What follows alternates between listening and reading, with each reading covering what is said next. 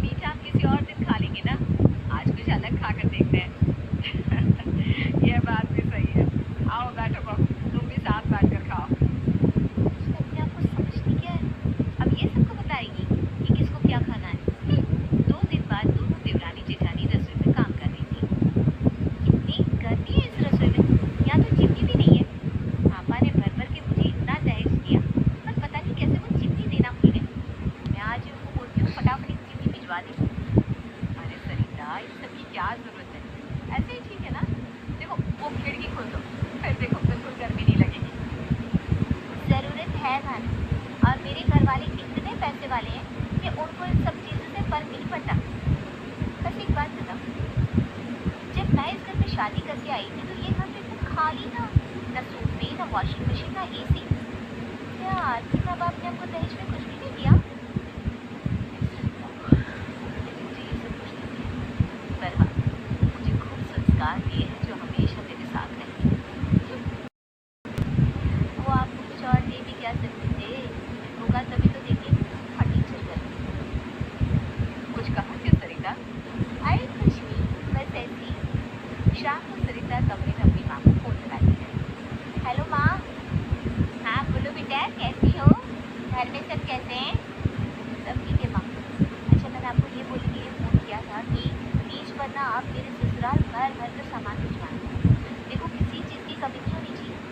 मैं इस घर की अमीर बहू तो मेरा रॉब बना।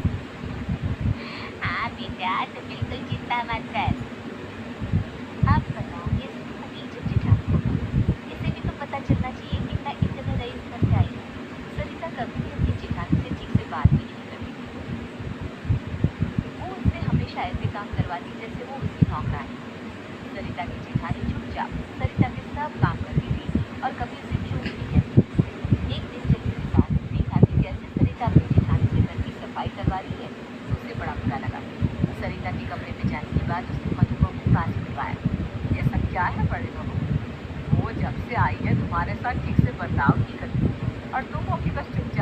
है, जा रही हो?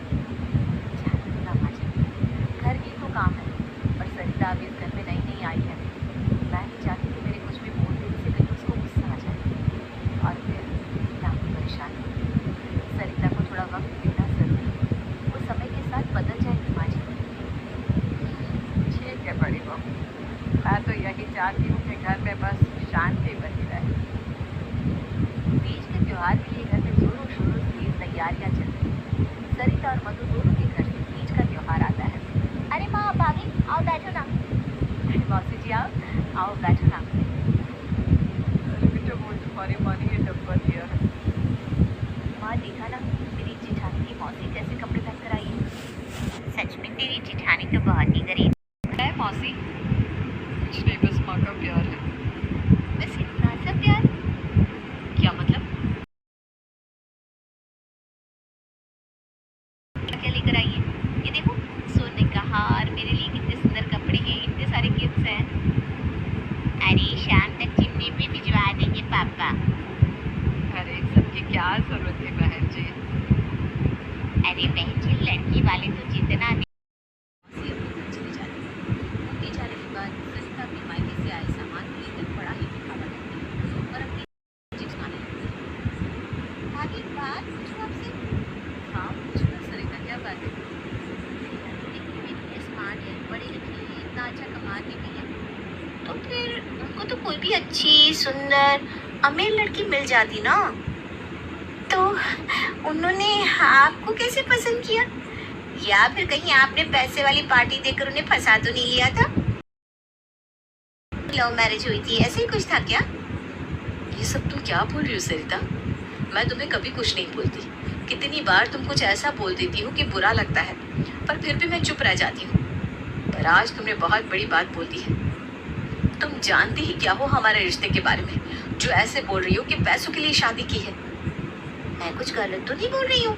लड़कियाँ अक्सर पैसे वाले लड़की को फंसाकर शादी कर लेती है। आखिर कौन लड़का बिना दहेज की शादी करता है?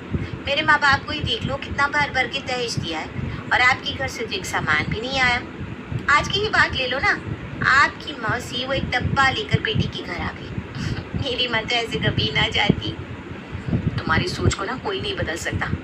वो छोटी है और छोटी ही रहेगी। मधु वहां से चली जाती है।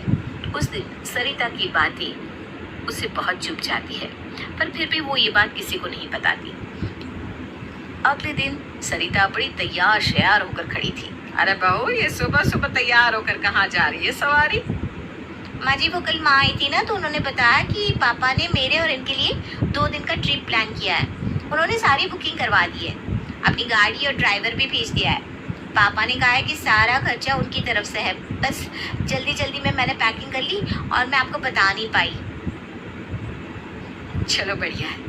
शादी के बाद तुम दोनों कहीं घूमने भी नहीं गए, तो इसी बहाने तुम दोनों साथ में वक्त बिता पाओगे। बिल्कुल भाभी, वैसे अगर आपको हमारे साथ चलना हो तो आप चल सकती हैं। पैसों की चिंता मत करना, मेरे पापा के पास इतने पैसे हैं कि वो आपका खर्चा भी उठा लेंगे। हाँ, मुझे तो आपको देखकर बड़ा तरस आता है। भैया अक्सर काम से बाहर रहते हैं, इसलिए आप घूम नहीं पाती, और शादी के पहले तो आपके माँ बाप ने आपको बस पार्क ही घुमाया होगा। सरिता तुम। अरे सरिता, तुम यहाँ खड़ी गप्पे क्या मार रही हो? बाहर ड्राइवर हॉर्न पर हॉर्न बजा रहा है। तुम औरतों की बातें ना खत्म नहीं होती। अरे मैं तो भाभी को बस अपने साथ आने के लिए ऑफर कर रही थी, वो बेचारी कहीं जा नहीं पाती ना। क्या है सरिता तुम भी? चलो अब जल्दी। माँ मैं चलता हूँ, आपको पहुँचकर फोन करूँगा। अच्छा भाभी, आप ध्यान रखना। सरिता और राहुल गाड़ी में बैठकर 2 दिन के लिए ट्रिप पर निकल जाते हैं। जब वो ट्रिप से घूमकर आते हैं तो सरिता सबके लिए ढेर सारे गिफ्ट्स लेकर आती है। ये सब आपके लिए है, और भाभी ये साड़ी आपके लिए। मैंने हमेशा आपके पास सादी साड़ियाँ ही देखी है, आप इस बार त्योहार पर यही पहनना। ये तो काफी महंगी लग रही है, तुमने इतने पैसे क्यों खर्च कर दिए? मैंने नहीं खर्ची भाभी, ये सब तो पापा ने दिलवाया है। मम्मी और पापा भी हमारे साथ ही आए थे ना। अच्छा, मुझे तो लगा तुम दोनों ही गए हो बस। वही तो, जा तो हम दोनों ही रहे थे, फिर अचानक उनका भी प्लान बन गया, बस फिर निकल पड़े सब साथ में। वहाँ ना हमने बहुत ही मजे किए। आपने होटल मैरिट का नाम सुना है? 5 स्टार होटल है वो। बस वही रुके थे। क्या व्यू था वहाँ का, मजा ही आ गया। खाना तो पूछो ही मत। मैं तो बोलती हूँ आप भी अपने माँ बाप को वहाँ एक बार लेकर जरूर जाओ। पैसों की कोई दिक्कत है तो बोल दीजिए, मैं अपने पापा को बता दूंगी। मैं तो बस यही सोचती हूँ कि तुम कुछ ज्यादा ही सोचने लगी हो सरिता, काफी थक गई होगी, जाकर आराम करो। इतना बोलकर मधु वहां से चली जाती है और उसके बाद सरिता भी अपने सारे बैग उठाकर वहां से अपने कमरे में चली जाती है। अगले दिन घर पर एक वकील आता है। सरिता उससे पूछती है कि उसे क्या काम है, तो वो उसे कुछ नहीं बताता। मुझे बस आपकी सास से काम है, आप उन्हें बता दीजिए कि मैं आया हूँ। ओह अच्छा, ठीक है, मैं बताती हूँ। माँ जी, कोई वकील आपसे मिलने आया है। अच्छा, भेज दो उसको। ठीक है, पर वकील को आपसे क्या काम? अरे होते हैं कुछ ऐसे काम, तुम अपने कमरे में जाओ, ये माँ जी का काम है, वो देख लेंगे। सरिता चुपचाप अपने कमरे में चली जाती है और तुरंत अपनी माँ को फोन लगाती है। हेलो माँ। हाँ बेटा, कैसी हो? घर पर सब कैसे हैं? दामाद जी कैसे हैं? उफ माँ, ये सारी बातें छोड़ो और मेरी बात सुनो। अरे ऐसा क्या हो गया बेटी, तो कुछ परेशान लग रही है। अरे माँ, बात परेशानी वाली ही है। पता है, अभी घर में एक वकील आया है। मैंने उससे पूछा कि माँ जी से क्या काम है, तो उसने बोला तुम्हारी सास को ही बताऊंगा।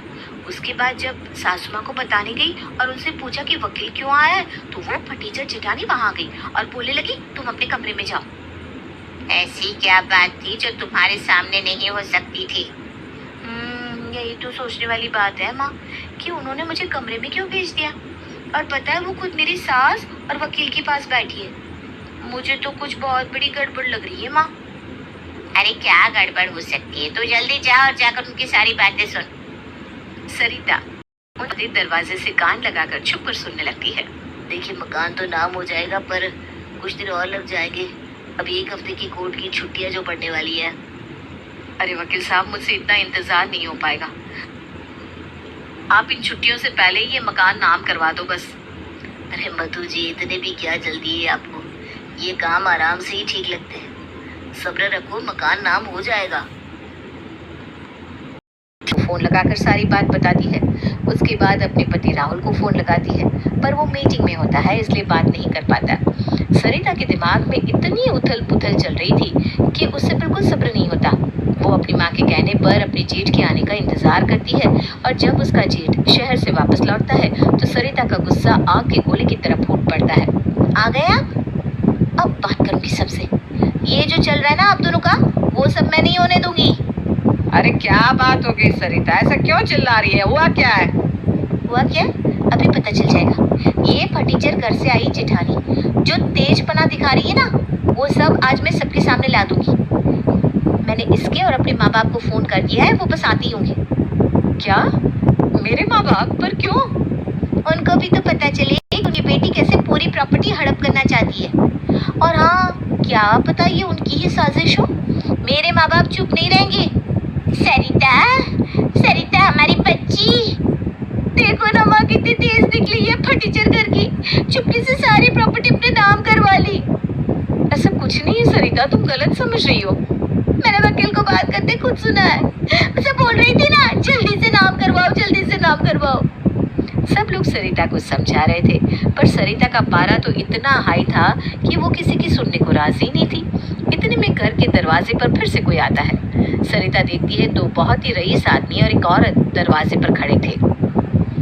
अरे सर जी, आप मैम, आप दोनों यहाँ कैसे? अरे तुम यहाँ कैसे? ये तो मेरी बेटी का ससुराल है, वो रही मेरी बेटी। पर आप यहाँ किसको जानते हैं? पापा। पापा? पापा? ये इसके पापा है? मेरा बॉस इसकी जेठानी का बाप है। हमारे पास तो एक फोन आया तो हम बस तुरंत फ्लाइट पकड़कर यहाँ चले आए। क्या पापा, आप भी? पहली बार तो माँ स्विट्जरलैंड गई थी और वो भी आपने इनको ठीक से देखने नहीं दिया। अरे कोई नहीं ना बेटा, स्विट्जरलैंड कौन सा अपनी जगह से भागा जा रहा है, हम फिर चले जाएंगे। ये सब क्या चल रहा है, कोई मुझे बताएगा? ये तुम्हारे पापा कैसे हो सकते हैं? अजीब बात करती हो तुम। ये मेरे पापा है तो है, इसमें हो सकते वाली बात कहाँ से आ गई? ये तो किड लाइक्स की मालिक है ना, जहाँ मेरे पापा नौकरी करते हैं। एक बहुत ही अमीर आदमी जिनको पूरा शहर जानता है, और तुम बोलती हो कि ये तुम्हारे पापा है? तुम तो एक पर टीचर गरीब घर से हो ना, तो ये तुम्हारे पापा कैसे हो सकते हैं? किसने कहा तुझे कि वो गरीब घर से है? बस इसलिए क्योंकि वो सादी तरह से जीवन जीती है और कोई दिखावा नहीं करती। अरे पर वो उस दिन इनकी मौसी तो ऐसे पुराने कपड़ों में आई थी, और वो भी एक डब्बा लेकर। वो मौसी दरअसल इनके घर की देखभाल करती है और ये लोग उसे घर का सदस्य मानते हैं। इसके माँ बाप विदेश में थे तो वो त्योहार दिन आई थी और उस डब्बे में पता है क्या था?